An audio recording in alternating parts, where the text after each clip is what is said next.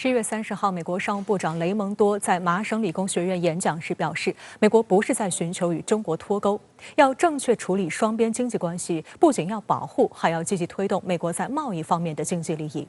然而，这篇讲安全比讲贸易篇幅更多的演讲稿，目的真的是推动中美经贸健康有序的发展吗？美国商务部网站公布的雷蒙多的演讲稿中提到，今年是中美建交50周年，在这一时期的大部分时间里，美国致力于与中国的经济接触，美国并不寻求与中国的经济脱钩，美国希望在不威胁所谓核心经济和国家安全利益或人权价值观的领域促进贸易和投资。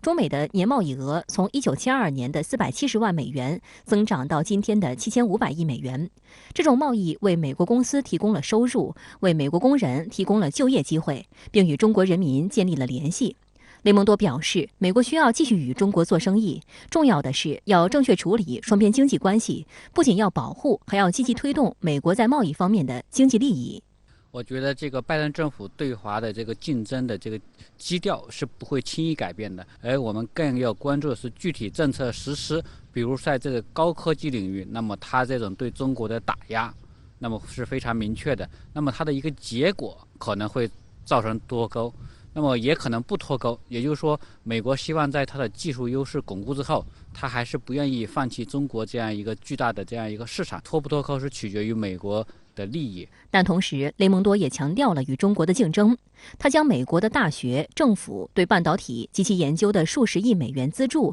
以及世界各地的强大盟友列为与中国竞争时的资产。他还列举了两党基础设施法案、芯片与科学法案和通胀削减法案，将这些不顾国际贸易秩序而一味推进美国国内投资的法案美化为美国长期经济竞争力的核心。深圳卫视记者注意到，尽管雷蒙多着眼于中美的经贸往来，但实际上整篇演讲都围绕着所谓安全来做文章。安全一词被提及了26次，其中国家安全被提及了17次。形成鲜明对比的是，本市演讲主题的贸易一词仅被提及13次。针对几乎每一项中美贸易问题，雷蒙多都能将其与所谓中国破坏美国国家安全以及美国需要保护国家安全联系起来，并将美国包装为双方贸易中的受害者形象。在12月1号的商务部例行新闻发布会上，新闻发言人束学庭就对美国泛化国家安全概念的做法进行了驳斥。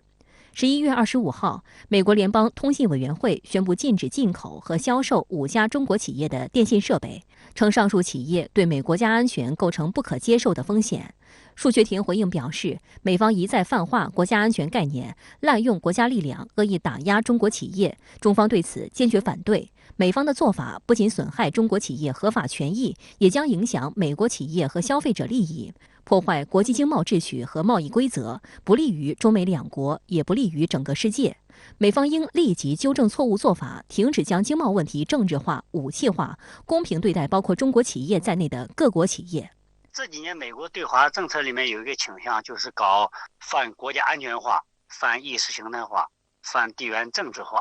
而最近这几年，美国把中国定性为主要这个战略竞争对手，所以呢，美国各个部门竞相那个比狠。从政治层面来说，泛国家安全化呢，严重损害中美战略互信。经贸层面，这种做法呢，不利于两国正常的投资和贸易往来，既损害中国，也损害美国自身。同时呢，实际上也严重破坏了国际经贸秩序和市场规则。中方也在国际社会层面积极揭露美方在国际贸易规则上的双重标准和霸凌行为。此前，在11月24号至25号举行的世贸组织货物贸易理事会会议上，中方在发言中从专业角度逐项分析了美国通胀削减法案相关条款涉嫌违反世贸组织规则之处。在12月1号的商务部例行新闻发布会上，束学庭就表示，这是中方依据世贸组织规则行使权力的具体体现。中方敦促美方严格履行世贸组织规则义务，切实维护多边贸易体制的权威性和有效性。